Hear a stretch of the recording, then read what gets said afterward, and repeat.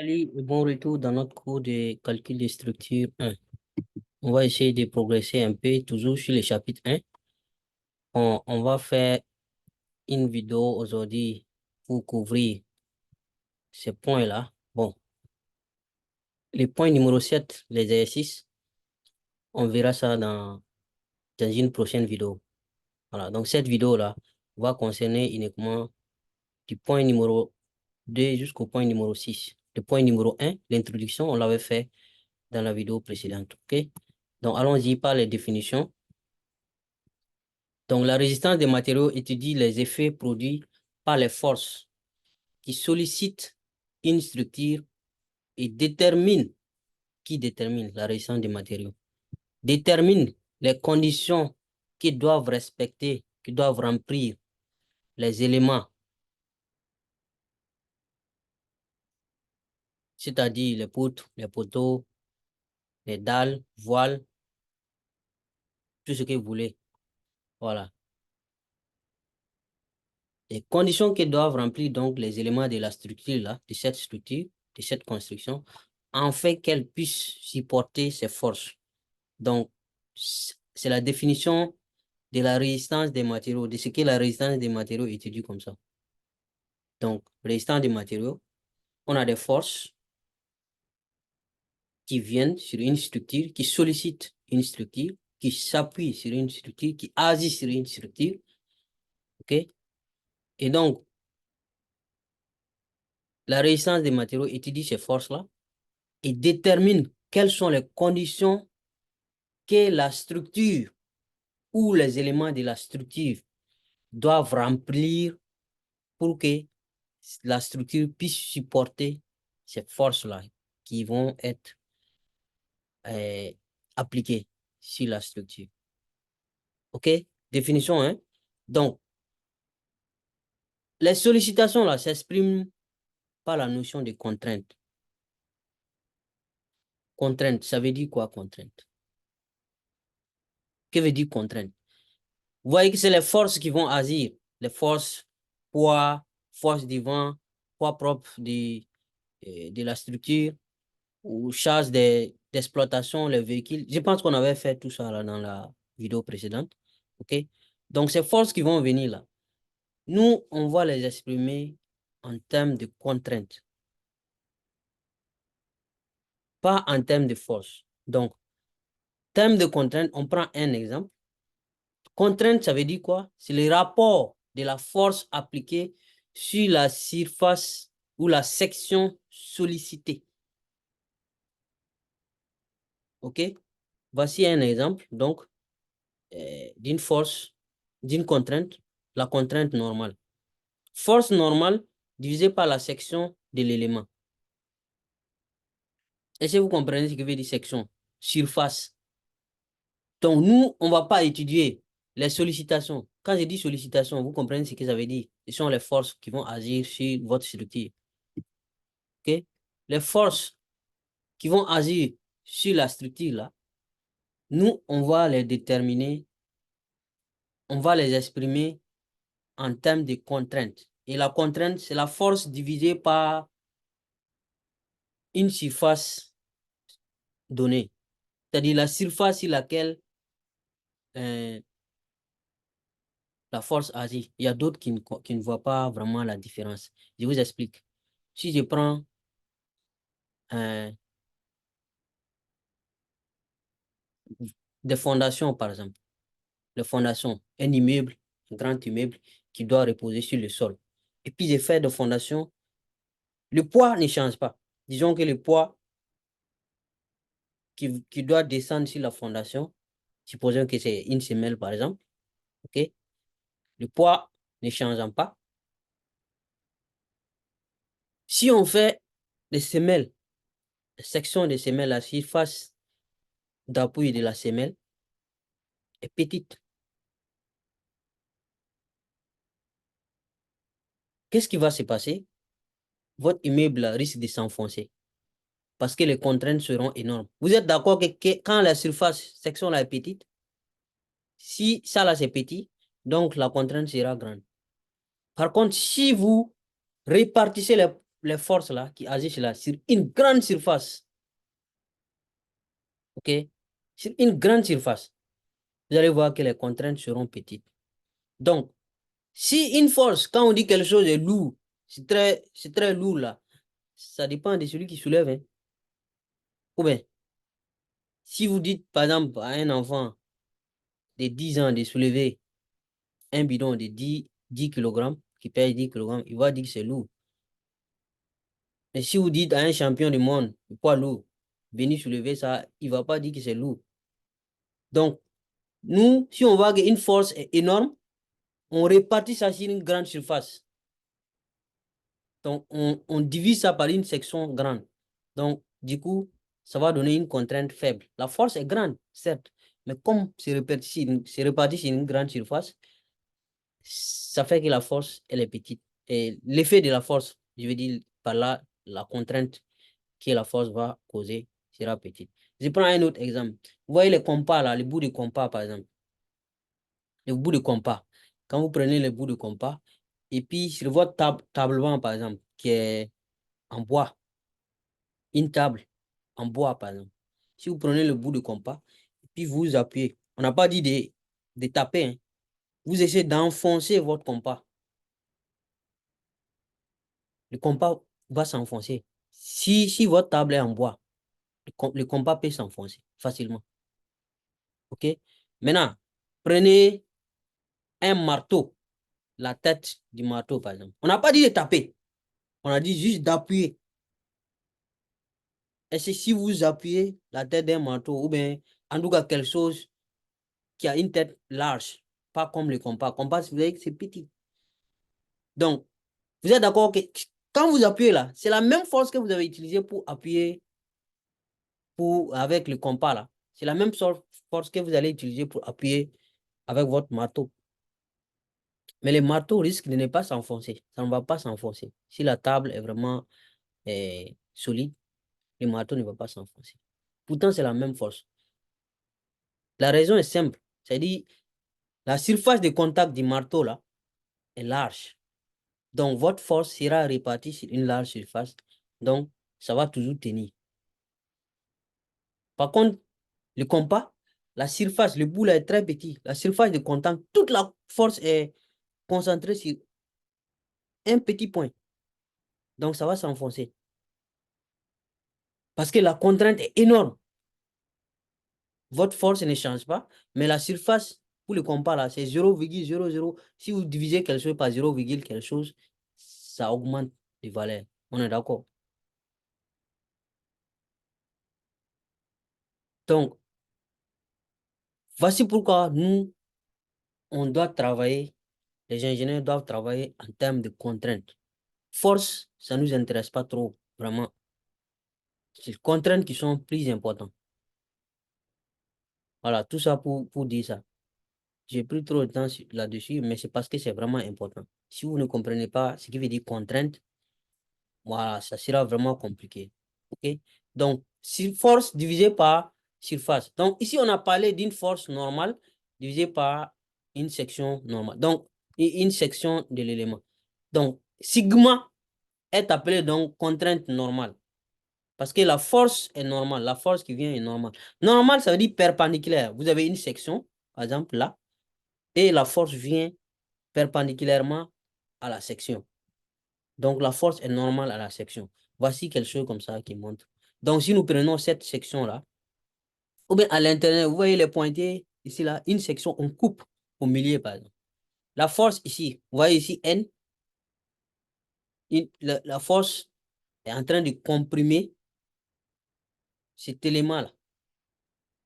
Ici, là, j'ai écrit plus N, et puis là, c'est moins. C'est juste une histoire de convention. Vous pouvez décider que ce sens est positif, ce sens est négatif. Mais la valeur de la force elle-même n'est pas négative. C'est-à-dire, eh, la valeur numérique de la force elle-même n'est pas négative. Okay? Mais selon les sens ici, le vecteur de la force peut être négatif ou positif, selon les sens que vous avez pris. Donc, la force là, qui agit ici, quelle sera donc la contrainte On va prendre la force divisée par, si je dis, c'est la section à l'intérieur que je vais. Parce que la force est appliquée ici, mais ça va se ressentir partout dans l'élément. Donc, si je coupe ici, les contraintes là, c'est comme si j'ai pris la force là divisée par tout sur cette surface-là.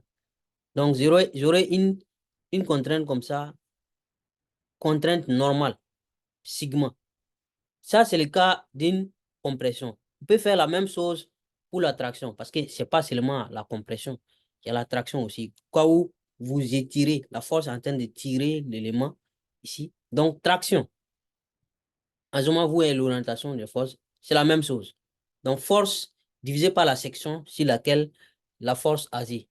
Si je prends ici, par exemple, une poutre, OK? Cette poutre-là, vous voyez, une travée. Donc, il y a un appui ici, un autre appui ici. Peut-être c'est les poteaux qui sont là, un poteau ici, un poteau ici. Voilà, c'est juste une manière de matérialiser la chose. Donc, vous voyez ici, la poutre est chargée. La poutre étant chargée ici, vous allez voir que donc, les forces qui vont, si vous voulez savoir la contrainte, donc vous prenez les forces divisées par la section, c'est-à-dire la surface au-dessus, là, la surface sur laquelle les forces là agissent. Comme ça, vous allez avoir contrainte en mégapascal ou en kilopascal. Ça, c'est les unités. J'espère que vous connaissez. Ces cas-là, par exemple, c'est le cas des poteaux, par exemple. Ces deux cas-là. Mais là, quand c'est poutre, c'est comme ça. Donc, la surface sur laquelle les forces, ou bien la force agit, c'est cette surface qu'on va prendre. La force divisée par la surface. Donc là, cette poutre-là, si vous voyez, je peux rematérialiser ça comme ça. Les deux appuis sont là. Si vous appuyez, en bas de la poutre-là, sera en tension. Donc, sera étiré. Vous voyez que ça va s'étirer. La longueur va augmenter un peu. Par contre, en haut, là, ça sera une compression. OK? Voilà, mais ça, tout ça, c'est des détails. Voici pourquoi quand vous prenez vos poutres en béton armé, là, en bas, là, c'est bien. Les armatures d'en bas, là, sont plus. Quand il s'agit d'une poutre, hein, je ne vais pas dire chose. Quand il s'agit d'une poutre, les armatures d'en bas, là, sont les plus importantes. En haut, là, est-ce que le béton est résistant à la compression? Peut vraiment résister des compressions, des forces de compression élevées. C'est la tension que le béton ne supporte pas beaucoup. Donc, c'est en bas qu'on va mettre plus des, des renforcements, c'est-à-dire les aciers, les barres d'acier. OK? Donc, les principes de la RDM là, reposent sur les lois et théorèmes de la mécanique générale. C'est pour ça qu'il dit RDM ou bien calcul de structure là, c'est juste de la physique. Si vous avez fait, si vous avez compris la physique au lycée, il n'y a pas de raison que vous ne vous en sortez pas en RDM ou en calcul de structure. OK? Voilà. Donc, premier lieu, par contre, en premier lieu, ça repose sur les lois de la statique, l'équilibre, la statique. Donc, là, on a parlé des contraintes normales, non? Par contre, il y a d'autres types de contraintes, hein. Je prends ici, par exemple, cisaillement, contrainte de cisaillement. Là, vous avez traction, vous avez compression ici, mais il y a cisaillement aussi. Cisaillement, ça veut dire que la force, au lieu que la force soit perpendiculaire, OK, à la section, vous voyez cette porte-là, la force est parallèle. Donc, la force est parallèle à la section. C'est comme si vous venez, si votre table, vous prenez votre main, puis vous frottez comme ça sur votre table, par exemple. Donc, la force est horizontale à la section. La force est parallèle, pardon, j'ai dit horizontale. La force est parallèle à la section. Donc, si vous prenez, il s'agit de cette section qui est en haut ici, même section. Là, on a compression. Là, on a traction, pardon. Là, on a compression. Et là, on a cisaillement. Donc, ce qu'on a parlé ici, sigma là, c'est force normale divisée par section. Donc, c'est dans ces cas-là, dans ces cas ou bien dans ces cas. Donc, on va parler des contraintes normales. Par contre, ici, là, on ne peut pas parler des contraintes normales parce que la force n'est pas normale, n'est pas perpendiculaire à la section. OK? Donc, contrainte de cisaillement, par exemple. Donc, en ce moment, on ne va pas noter ça sigma, on va noter ça T. Donc, ou même taux comme ça. Je pense qu'en mécanique des sols aussi, vous avez quelque chose comme ça.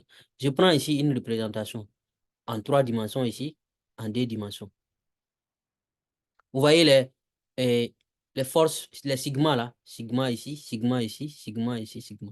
Donc, si je prends les faces, les différentes faces du cube, par exemple, les différentes faces du cube, vous allez avoir ici, cette force-là, elle est normale, perpendiculaire à cette face, si je prends cette face. Par contre, cette force qui est poussée, vous voyez, c'est dans le même plan que la face. Donc, ça sera pas sigma, on va dire taux, une force de cisaillement, contrainte de cisaillement.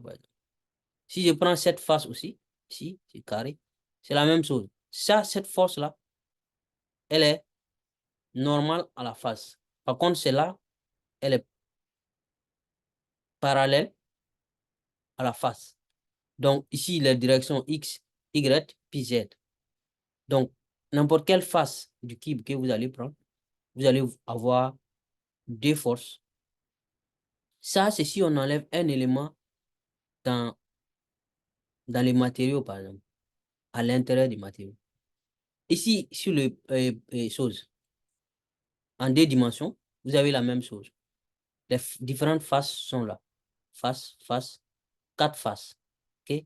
Supposons qu'on voit le cube là, comme ça, de face. Donc, en haut ici, vous voyez, cette force est parallèle à la face d'en haut. Celle-là est perpendiculaire. Donc, il ne faut pas croire seulement que c'est contrainte normale. Voilà, tout ça, que vous retenez que ce n'est pas seulement contrainte normale qu'on peut y avoir. Il peut y avoir d'autres types de contraintes. Mais toujours est-il que contrainte égale à force divisée par surface, par la section. La section sur laquelle la force la agit. C'est très important de retenir ça. Troisième partie, déformation des corps. Donc, on a fini avec définition. Déformation des corps. Donc, déformation des corps. Tout corps, quand on dit corps, là, ce sont les éléments de votre structure, OK? Qu'ils soient en béton, en acier, en bois, peu importe. Tout corps se déforme sous l'action des forces extérieures. Donc, quand vous amenez des forces extérieures sur votre élément, vous allez déformer, l'élément aura tendance à se déformer. Maintenant, il y a d'autres déformations que vous pouvez récupérer. Tout dépend de la force et de la manière dont vous avez appliqué les forces. OK? Donc, tout corps se déforme sous l'action des forces extérieures et, et a tendance à reprendre sa forme primitive quand cesse cette action. Quand on arrête l'action là, quand on dit action ici, ça veut dire force. Et quand vous arrêtez d'appliquer la force, l'élément a tendance à reprendre sa forme d'origine, donc à récupérer sa forme primitive. D'accord? Donc, la poutre qu'on avait expliqué, on avait utilisé ici pour expliquer. Donc, les charges qui vont venir là vont déformer la poutre. Il y aura une déflexion. Donc, il y aura une déformation de la poutre. La poutre, là, c'est ce qui est en jaune ici. Hein. Attention. Je prends ça, par exemple, comme ça. Vous voyez ici? Vous voyez que là, quand vous appuyez cette force-là qui vient en jaune ici, et votre section de poutre ici, vous voyez que ça diminue, ça a baissé. La flexion, la poutre a fléchi. Donc, la poutre s'est déformée. Je prends un autre exemple. Voici, par exemple, considérons que ça, c'est, par exemple, un pont, ou bien, disons, une poutre, une longue poutre, avec plusieurs travées. OK? Donc, ça, ce sont les poteaux, ou bien les pieds. Donc, quand vous chargez cette poutre-là, vous voyez comment elle va se déformer. Vous voyez? Donc, ça se déforme, forcément. Par exemple, quand vous faites passer un fil de véhicule sur un pont comme ça, vous allez voir que le pont va se déformer. Souvent même, c'est visible. Si ça dépasse vraiment la capacité de votre pont, vous allez voir que ça se déforme même. Souvent, c'est invisible. Ça se déforme, mais l'œil ne peut pas distinguer, ne peut pas voir cette déformation. Mais ça se déforme quand même. Et quand les charges passent, peut-être ça reprend sa forme. C'est ce qu'on a dit ici. Ils vont tenter, l'élément va tenter de reprendre sa forme. OK? Donc, on peut essayer de matérialiser ça, comme ça, la relation entre force, on va dire contrainte et déformation ici. OK? La relation entre contrainte et déformation. Donc, ici, si cet axe-là, c'est contrainte. Vous vous rappelez de contrainte? Force divisée par section, par surface. Force divisée par surface. Je pense qu'il n'y a plus il y a plus d'amalgame là-dessus. Il n'y a plus de confusion là-dessus. OK? Là, maintenant, déformation, là, on va parler de delta L divisé par L. C'est-à-dire la longueur. Si votre élément s'est déformé, c'est-à-dire augmenté ou bien diminué de quelques centimètres ou quelques millimètres, donc vous prenez ça et puis vous divisez par la longueur initiale. OK? Donc, quand je prends ici, cet élément-là, ici, là, cette longueur, peut-être, ça a augmenté. De combien? Donc, c'est pas la longueur finale divisée par la longueur initiale. Il faut faire attention. Si vous étirez un élément, par exemple, un élément qui était, disons, 10 centimètres, et vous étirez ça, ça devient 10,5 centimètres. 10,5 centimètres. Ça veut dire quoi? Ça veut dire que vous avez augmenté l'élément là de 0,5 centimètres. Ou bien, donc, vous allez prendre les 0,5 divisé par la longueur initiale qui est 10 là. OK? Vous n'allez pas prendre les 10,5 divisé par 10. C'est les 0,5 là divisé par 10. Ou bien, si vous comprimez pour diminuer la longueur et que ça devient 9,5, ou bien disons maintenant 9,75, ça veut dire que c'est 0,25 que vous avez pu déplacer. Donc, vous allez prendre 0,25 divisé par 10, la longueur initiale. C'est en ce moment, ça diminue. Donc, ça, on appelle ça déformation relative. Donc, ça, seulement delta L, on va appeler ça élongation ou déformation tout court. Mais delta L sur delta, ça, c'est déformation relative. Donc, qu'est-ce qui se passe? Nous pouvons tracer une courbe comme ça parce qu'il y a des gens qui ne comprennent pas ce genre de courbe-là. Comprennent pas. Qu'est-ce que ça veut dire? Ça veut dire que ici, quand vous êtes 0, 0, ça veut dire que la contrainte est 0, déformation relative est 0. Si vous arrivez ici, c'est comme si vous placez une courbe. Quand vous étiez au lycée, en terminale ou chose, vous faisiez ça, non? Quand vous demandez de tracer une courbe avec des points. Donc, la contrainte ici correspond à ce déplacement, à la déformation là. Contrainte ici correspond à la déformation là. Contrainte là correspond à la déformation là. Donc, vous augmentez, la contrainte augmente. Ce point là, par exemple, si je prends ce point, La contrainte est là et déformation correspond ici. Parce que si l'axe des abscisses, c'est la déformation. Jusqu'à vous arrivez ici, OK? Contrainte est là et puis déformation est là. Maintenant, quand vous êtes arrivé ici, il y a d'autres qui ne comprennent pas, mais comment est-ce qu'on revient ici? C'est simple. Quand vous, ça veut dire qu'une fois arrivé ici, on a arrêté d'augmenter la charge. Au contraire, on diminue la charge. Qu'est-ce qui se passe? Maintenant, quand vous diminuez, au lieu d'augmenter la contrainte diminue, OK? Donc, parce que quand vous étiez là, c'était là, non? Maintenant, quand vous diminuez, ça revient ici. C'est comme si vous êtes à ce point-là. La contrainte est là, ici. Par- Le problème, c'est quoi? C'est que quand vous diminuez la contrainte, c'est-à-dire la valeur de la force, l'élément chargé là ne reprend pas toute sa forme immédiatement. Au lieu qu'il revient ici, là, il suit pas cette route-là. Il va reprendre cette route. Ça veut dire tout simplement, les contraintes vont diminuer, mais les élongations ou bien les déformations ne vont pas diminuer rapidement comme quand vous étiez en train d'augmenter la charge. Donc, ça va diminuer, mais un peu, un peu. Parce que pourquoi ça ne va pas prendre cette route? Ça va diminuer. Vous déchargez, ça diminue. Vous déchargez. Ici, vous étiez ici, contrainte ici, déformation. C'est-à-dire que vous étiez là. Ça ne part pas vite. Les déformations sur ces axes-là, ça ne part pas très vite.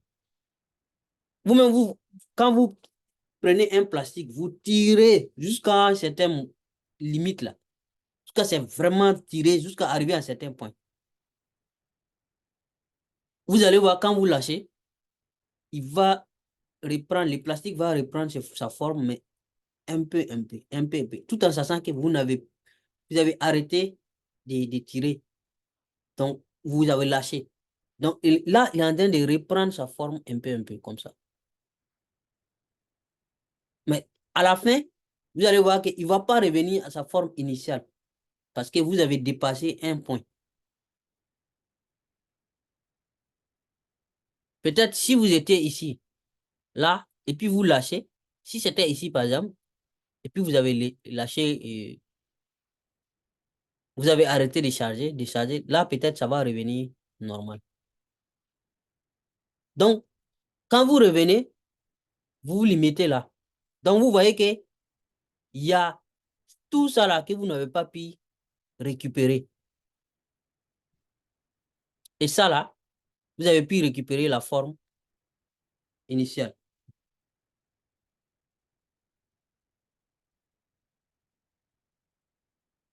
OK?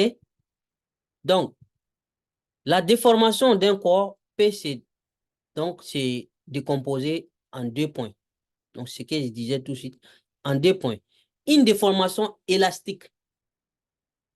Déformation élastique, cette déformation élastique-là, ça veut dire tout simplement,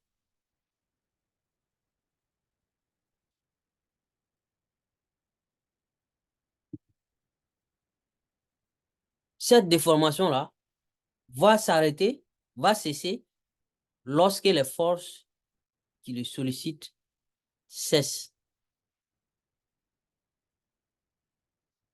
Là, c'est cette déformation-là. Vous voyez ici, tout ça là, on a pu récupérer. Quand vous avez chargé, chargé, chargé, jusqu'à ce venir ici, la déformation était là et la contrainte, c'était là.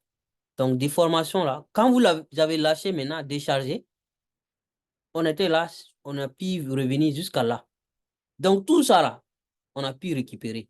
Voici pourquoi cette partie-là est appelée élastique. Donc, déformation élastique, c'est-à-dire ce qu'on a pu récupérer. Par contre, il y a des déformations permanentes. Là, c'est fini. Vous avez déformé l'objet à jamais. Donc, c'est cette partie-là qui est déjà consommée à jamais. Donc, là, quand vous allez recommencer à charger encore, ça ne va plus démarrer ici, mais ça va démarrer là. Et vous allez voir, ça va faire comme ça encore. Quelque chose, vous chargez, ça descend comme ça. Vous chargez, ça descend. Donc, vous allez voir des courbes comme ça souvent.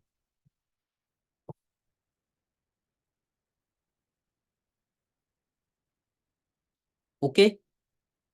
Donc, il y a plusieurs, il y a deux types de déformations. Donc, pour les matériaux là, de construction, on va dire le béton, l'acier, le bois, la déformation permanente, là, on peut la négliger. Seulement si la contrainte ne dépasse pas une certaine valeur appelée limite d'élasticité.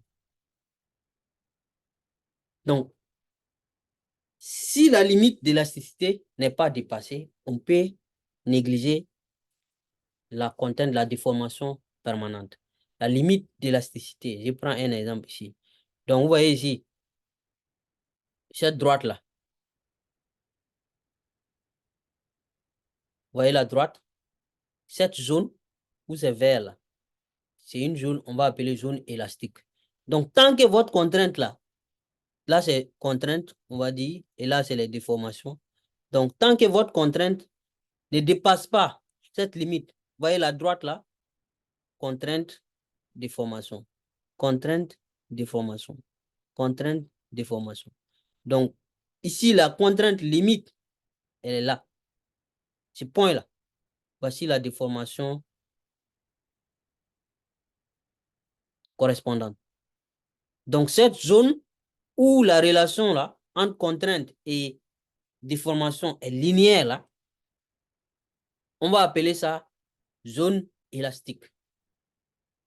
Donc, dans la zone élastique, contrainte et déformation, la relation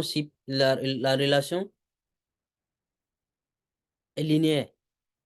Donc, quand vous dépassez ces points-là, vous rentrez dans la zone de déformation plastique. Ça veut dire que vous déformez l'objet. L'objet ne pourra pas reprendre sa forme initiale, sa forme primitive, sa forme d'origine. Les déformations seront permanentes. Donc, cette courbe-là, chaque matériau a sa courbe propre à lui. Chaque matériau. Le béton a sa courbe. L'acier, je pense que c'est là la même, c'est la courbe de l'acier. Cette courbe-là, c'est la courbe de l'acier. Donc, les valeurs qui seront là, R et puis R ici, ces valeurs-là vont dépendre du matériau. OK? Déformation des corps, déformation des matériaux. Donc, retenez que quand vous appliquez les forces, les matériaux auront tendance à se déformer. Comme ce pont-là, par exemple, est déformé. OK? Il y a des déformations qu'on peut récupérer, il y a des déformations qu'on ne peut pas récupérer. Donc, permanentes. Donc, pour les matériaux, acier, béton, bois, tant que ça ne dépasse pas la valeur limite d'élasticité, ce qu'on a dit ici, ces déformations permanentes sont négligeables. Voici ce que vous devez retenir de cette partie numéro 3 du chapitre. OK. On part maintenant voir ce qu'on appelle loi de Hooke. La loi de Hooke. Ou bien loi de Hooke, je ne sais pas. Cette loi de Hooke là, qu'est-ce qu'elle nous dit? La loi de Hooke. Donc, la déformation d'un corps est proportionnelle à la force qui la provoque, tant que celle-ci ne dépasse pas certaines valeurs limites de proportionnalité.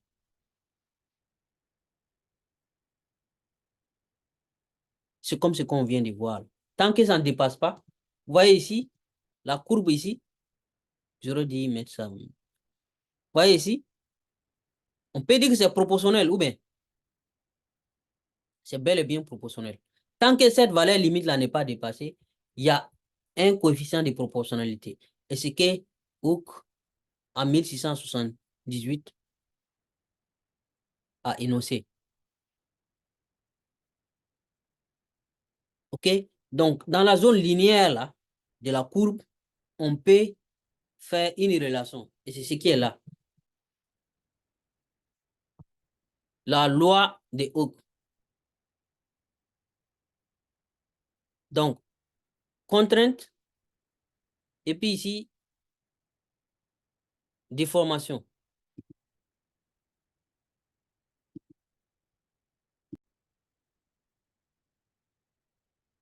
Contrainte, déformation. Donc, la zone, le domaine linéaire, on a dit tant que ça ne dépasse pas certaines valeurs limites, c'est là, hein, certaines valeurs limites. Donc, ces valeurs limites là, c'est cette valeur-là, P, ici. Vous voyez que cette partie-là, la courbe, elle est linéaire. Quand on dit linéaire, c'est comme une, ça veut dire c'est une droite. La courbe est une droite.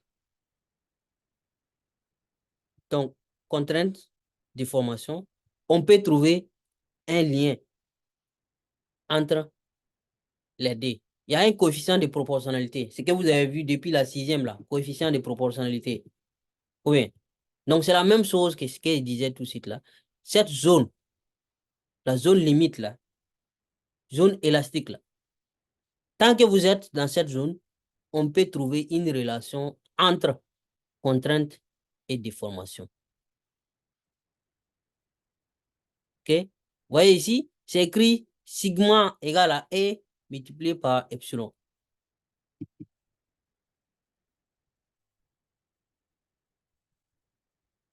Donc, bon, je remets la figure ici. On a déjà expliqué. Hein. Tant que vous êtes dans les domaines verts, vous pouvez trouver une relation entre contrainte et déformation. C'est tout ce que vous devez retenir. OK? Et c'est ça on appelle la loi de Hooke. OK? Dans le domaine linéaire, là, ce domaine-là, donc, la contrainte est donnée par l'expression qui est là. Et c'est ce qui est écrit ici d'ailleurs. Contrainte égale à E fois epsilon. Epsilon, là, ça est là déjà. Ce sont les déformations.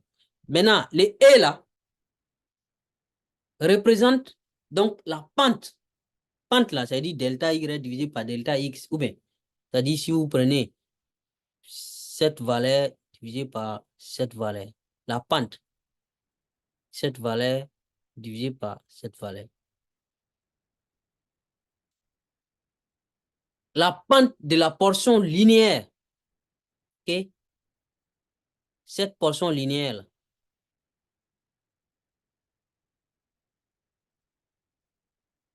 OP, quand il dit OP ici, c'est cette portion linéaire-là, c'est de ça que je parle. Le O qui est là, et puis le P qui est là, OP. Ok? Mais c'est la même chose ici. Ok? Donc, si vous voulez, on peut mettre P ici, P ici, et puis on va avancer. OK? Donc, OP. Donc, cette portion-là, sa pente, la portion linéaire là, sa pente est appelée module d'élasticité longitudinale. Ça, le E là, module d'élasticité. Donc, si c'est appelé longitudinal si la force est axiale, c'est-à-dire si la force est normale. Vous avez vu tout de suite contrainte normale, non? Force normale. Voilà. C'est le même E là encore qui est appelé module de Young ou module de Young. Quand il s'agit des noms des gens, on dit qu'il n'y a pas photo. Ouais. Module de Young là, c'est ça qui est le E. Donc, c'est le rapport, c'est-à-dire le coefficient de proportionnalité entre contrainte et déformation. C'est ça qu'on appelle module de Young.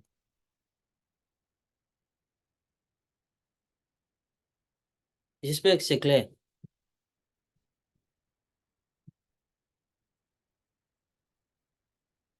Donc, si vous voulez, on peut ajouter P ici. De toute façon, comme c'est nous, on a fait là, on peut toujours déformer. Voilà. Le point P qui est là. OK? Donc là, j'espère que c'est... Voilà. Quand il dit OP, la portion linéaire OP, c'est cette portion-là, entre O et puis P. Cette portion-là, j'espère que c'est vraiment clair. J'insiste là-dessus parce que ça, là, vous allez utiliser ça jusqu'au bout. Toute votre vie d'ingénieur, vous allez utiliser ça. Donc, c'est important que vous compreniez la signification des modules de Young, déjà. OK? Relation entre contrainte et déformation. Donc, allons-y. Donc, je reprends maintenant, vous vous rappelez de ça. On avait parlé de cisaillement. Vous vous rappelez? En 3 dimensions, en 2 dimensions. Cisaillement, quand la force est parallèle à la section, à la surface considérée. OK? Donc, on observe également la proportionnalité contrainte déformation dans le cas d'une force transversale ou bien d'une force de cisaillement. On a expliqué déjà force de cisaillement, qu'est-ce que ça veut dire. C'est pour ça que j'ai ramené ça ici, cette explication-là ici. Force de cisaillement, on a déjà expliqué qu'est-ce que ça veut dire. D'accord? Je prends cet exemple dans le cas où, en 2 dimensions. OK? Vous voyez ici? Donc ici, comme c'est cisaillement là, on va pas noter ça sigma. On va noter ça tout simplement T. Je vais prendre ça. T ici, T ici. Donc, quand vous poussez, quand vous prenez votre main, par exemple, et puis vous, sur votre table, vous essayez de frotter. Ça peut modifier la surface là comme ça. Ou bien une boîte, cette boîte-là. Supposons que vous avez posé votre main sur cette boîte-là comme ça, en haut comme ça. Et puis vous essayez de frotter, de pousser. Donc, ça peut déformer la boîte là de cette façon. Donc, il y a un angle ici. Donc, ça va, ce qui était carré ou rectangle va, va avoir, aura tendance à devenir un losange, par exemple.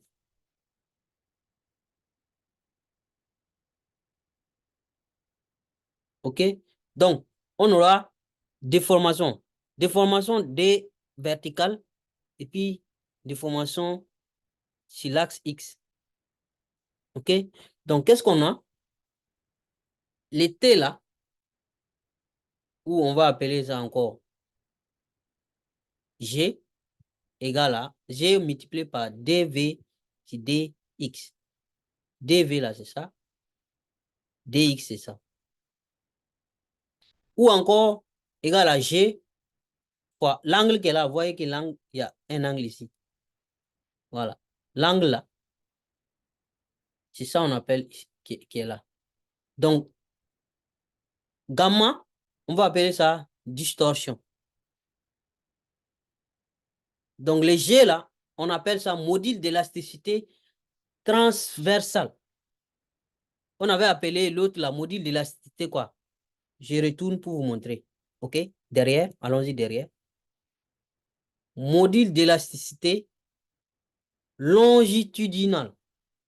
Quand la force est axiale, quand la force est normale, module d'élasticité longitudinale. Ça, c'est quand la force est dans ce cas de force-là. Vous voyez, sigma, sigma, sigma. Maintenant, quand la force, c'est une force de cisaillement, on va parler de module d'élasticité transversale. Donc, il y a aussi un lien entre déformation et contrainte. Donc, contrainte de cisaillement ici sera égale à module d'élasticité transversale là, multiplié par le rapport entre DV, DX, c'est-à-dire l'angle, si vous voulez, l'angle qui est là. Donc, la distorsion. Donc, T, comme je le disais, contrainte de cisaillement. Donc, ça, il n'y a pas de souci. Souvent, vous allez voir, c'est pas T, mais c'est taux comme ça, comme c'est le cas ici. C'est taux comme ça. C'est la même chose. Moi, c'est la signification. Vous comprenez la signification là? C'est ça mon objectif. OK? Donc, on continue, hein. Cinquième partie du chapitre, coefficient des poissons. Coefficient des poissons. Ça, c'est très simple, hein. Un matériau soumis à un effort axial, toujours effort axial, là, c'est-à-dire perpendiculaire à la section, va subir une variation de longueur en direction de la charge. Direction, quand je dis direction, c'est-à-dire l'axe de la charge. Mais en même temps, il y aura une diminution aussi des dimensions latérales, c'est-à-dire les dimensions qui sont perpendiculaires à la charge. Voici de quoi je parle. Quand vous prenez un morceau, ou bien votre chiffon seulement, un chiffon, très simple, quand vous poussez comme ça le chiffon, vous allez voir, non seulement dans la direction dans laquelle vous êtes en train de pousser, la longueur va diminuer, mais aussi les, les deux autres faces, c'est-à-dire qui sont perpendiculaires à la aux faces où les forces sont appliquées là, vont aussi changer de dimension. Ça va gonfler, par exemple. C'est comme si vous chassez le volume quelque part, donc il récupère d'autres espaces. C'est pareil aussi, si vous étiez en train de tirer, quand vous tirez, en ce moment, ça va devenir plus petit. Donc là, ici, là, le volume allait diminuer. Ça allait devenir peut-être comme ça, si vous étiez en train de tirer. Mais de toutes les façons, dans les deux dimensions, il y aura changement. Variation de longueur en direction de la charge et aussi diminution des dimensions latérales. Quand on dit diminution, ce n'est pas tout à fait vrai, ça dépend. On va dire variation. Ça peut diminuer comme ça peut augmenter. Tout dépend de s'il s'agit de compression ou de traction. Donc, le rapport de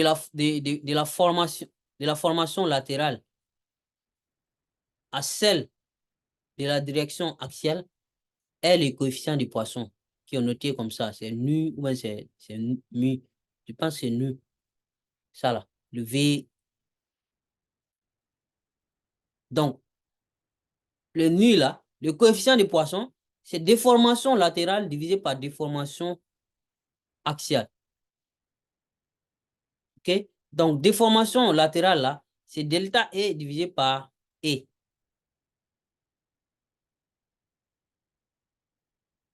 Delta E, vous avez E ici, non? Épaisseur. Là, L, c'est longueur. Donc, delta E, variation, donc, de combien? J'ai expliqué delta là ici, hein, quand on avait delta L là aussi. De combien la, la longueur a diminué? Si vous voulez, vous pouvez faire delta E là, égale à longueur finale moins longueur initiale. Oh, disons largeur finale moins largeur initiale, par exemple. Ici aussi, le delta L là, longueur finale moins longueur initiale. C'est-à-dire, c'est pour vous permettre de savoir de combien l'élément a varié, augmenté ou diminué. Et vous diminuez, et vous divisez par la longueur initiale.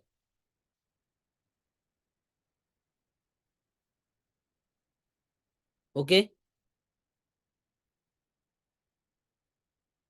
Donc, variation de la largeur divisée par la largeur initiale. Variation de la longueur divisée par la longueur initiale. Donc, c'est ça qui va vous donner déformation latérale divisée par déformation axiale.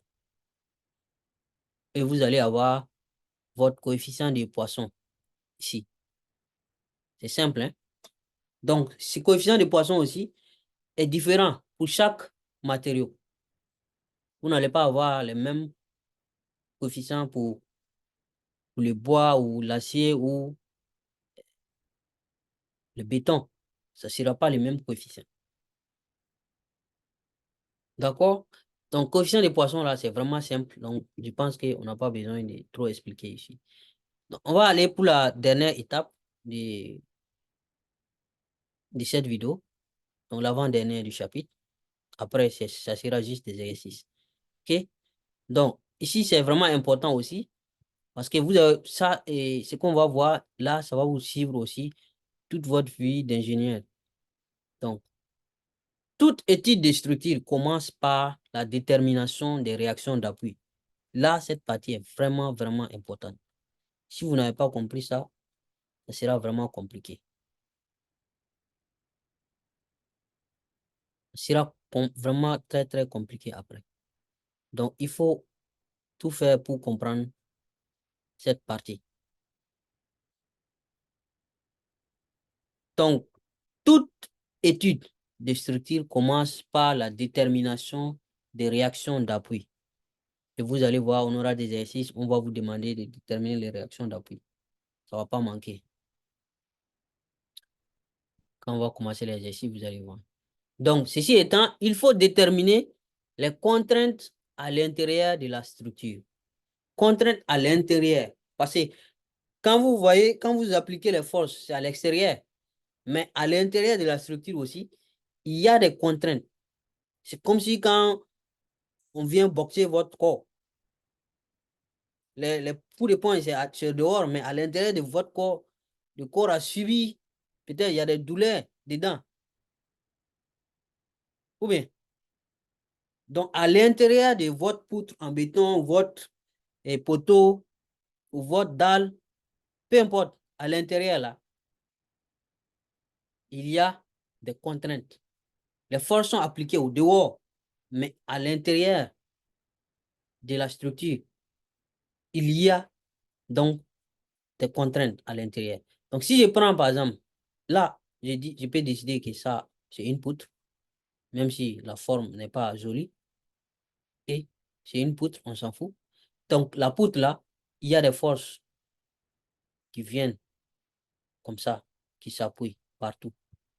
Force F1, force FD, force F3, force G1, force GD, force G3. OK? Ces forces-là, ce sont des forces extérieures. Donc, qui vont s'appuyer, qui vont venir sur notre poutre. OK? Donc, F1, FD, F3, G1, GD, G3 sont des forces appliquées. Maintenant, R1, R prime et puis R, vous voyez ici, là, R, puis R prime, R, ce sont les réactions d'appui. Peut-être là, ce sont les poteaux qui supportent la poutre là. OK? Les poteaux qui sont là. Donc, réaction. Donc, c'est comme si vous venez vous déposer une charge sur une table, par exemple. La charge, en bas de la charge, là, il y aura une réaction. Ceux qui ont fait la physique terminale au lycée comprennent tout de suite ce que je vais dire. Donc, réaction, ou vous pouvez dire action-réaction, des trucs comme ça. Mais là, on suppose qu'il y a des poteaux ici, un ici, un ici. Donc, réaction, c'est ça qui va supporter la structure. OK? Ça, c'est simple, hein? Maintenant, prenons, on rentre dans la poutre là, on coupe, on prend une section, on va couper. Vous voyez ici, cet élément là, DS là, petit carré qui est à l'intérieur là, de la section. On va couper la section, la poutre en cette section S. Vous voyez S ici. Et on prend cet élément là, on le fait en grand, on élargit ça ici. OK? Donc, on a des D sigma. Sigma, vous vous rappelez, c'est quoi? Contrainte verticale. DT, ou bien D taux, là. Ça, c'est contrainte de cisaillement. On a expliqué contrainte de cisaillement aussi. Pardon. OK?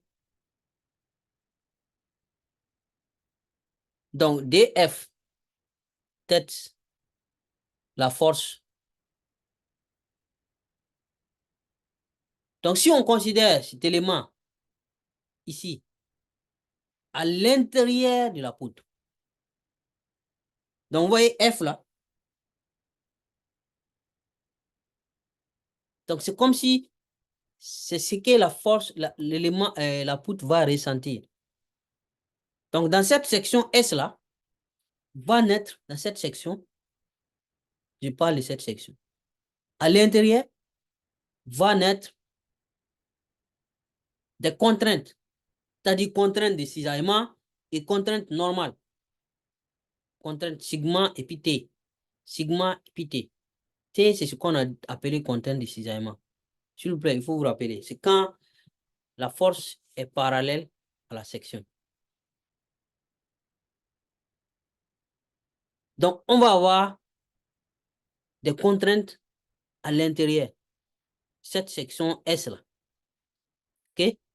Tel que S, vous connaissez cette intégrale là, des contours.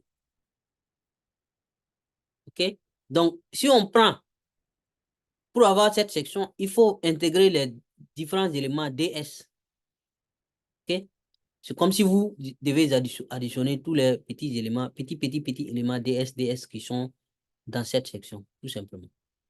Et donc, la contrainte normale totale sera donc la contrainte, la somme des contraintes, des petits contraintes qui sont là, de cet élément-là, D sigma.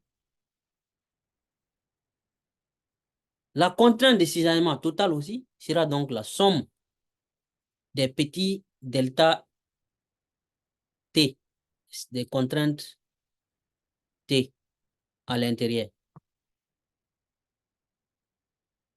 OK?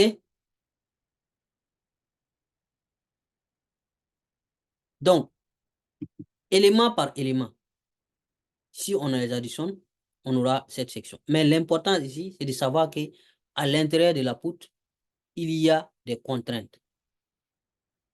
Donc, force divisée par surface. Donc, les forces FI, quand je dis FI, vous comprenez, hein?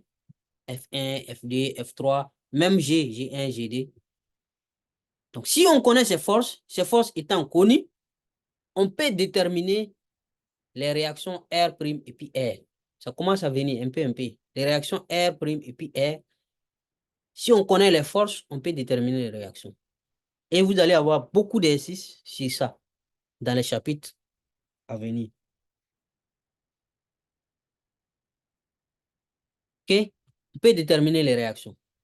Donc, pour toute section S, ça veut dire qu'ici, on a fait une section, mais on pourrait faire une autre section ici, d'autres sections. Mais peu importe la section qu'on va prendre, OK? On calcule les éléments S et puis M. OK? S, c'est ça. Et puis M.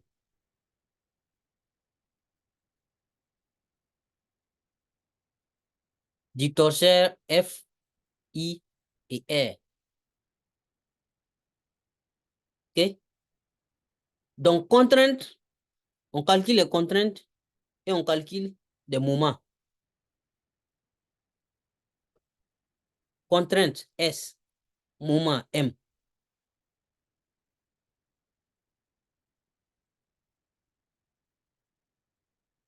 OK? Le torsaire là, c'est cet ensemble-là.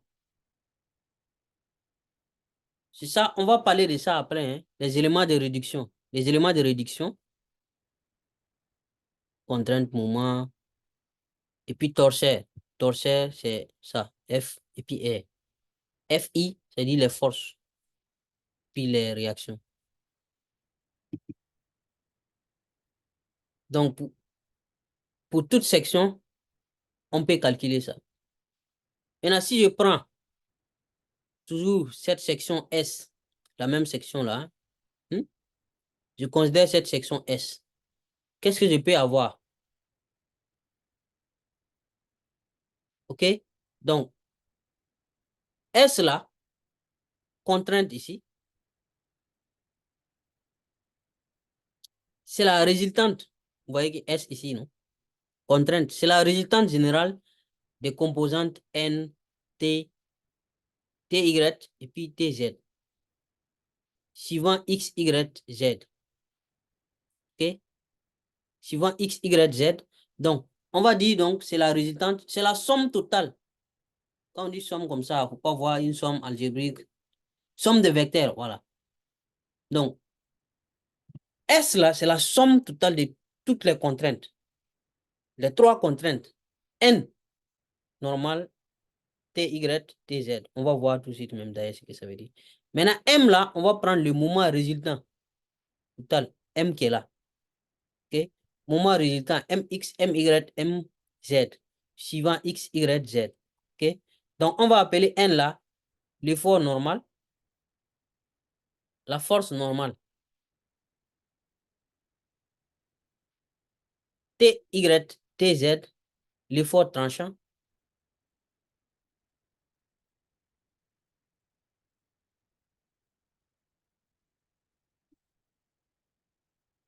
M, MY, MZ, le moment fléchissant. Et puis MX, le moment de torsion. Ces définitions qu'on vient de voir, il faut comprendre, hein. Si vous ne comprenez pas ces définitions-là, vous n'allez jamais comprendre le calcul de structure. Jamais.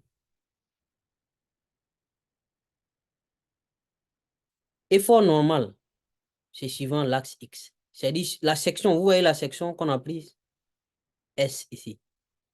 Effort normal, donc, c'est l'effort qui va venir de façon perpendiculaire à la section choisie. Il faut retenir ça. Effort normal. Maintenant, effort tranchant. On a dit T, Y, T, Z, non? Y est où? Y est là. Z où? Z est là. Donc, vous voyez Y et puis Z, non? Sont parallèles à votre poutre, à la section choisie. Pas à la poutre, hein? Il faut rectifier. Ils ne sont pas parallèles à la poutre, mais parallèles à la section.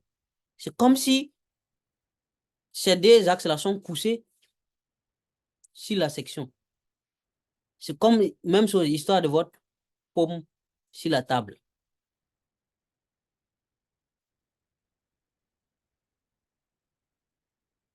Donc, pour dire que toute force qui est parallèle à la section sera considéré comme effort tranchant. Tout effort qui sera parallèle à la section sera comme effort tranchant. À peu près. C'est ce que ça veut dire. Maintenant, moment fléchissant. M, Y, M, Z. M, Y, vous voyez le M, Y là? Ça veut dire moment autour, autour des Y. Et puis moment autour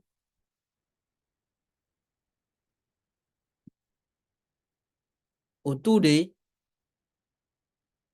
Z. Moment autour des Y et moment autour des Z. Donc, c'est comme si la poutre va fléchir, va se courber. OK?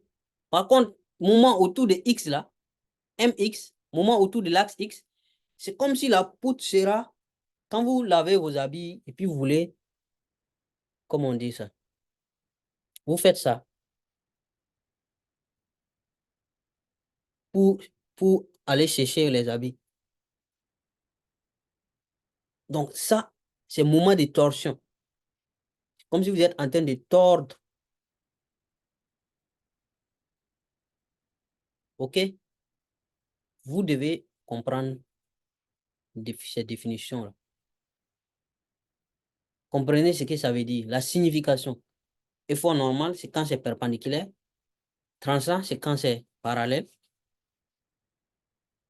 moment fléchissant maintenant, c'est le moment autour des axes qui ne sont pas des axes parallèles à votre poutre. Ou bien disons, ce sont des moments autour des axes parallèles à la section. Vous voyez la section qui est là. Maintenant, torsion, le moment de torsion, là, c'est le moment autour de l'axe qui est perpendiculaire à votre section. Donc, tout ça dépend de la section choisie. Si vous choisissez votre section, vous devez voir quelles sont les forces. L'axe qui est perpendiculaire à votre section, là. Toute force qui va suivre cet axe, que ce soit dans un sens ou dans l'autre, sera une force normale. Tout moment autour de cet axe sera donc moment de torsion. Si vous arrivez à identifier ces deux-là, le reste, ça sera tranchant ou bien moment fléchissant.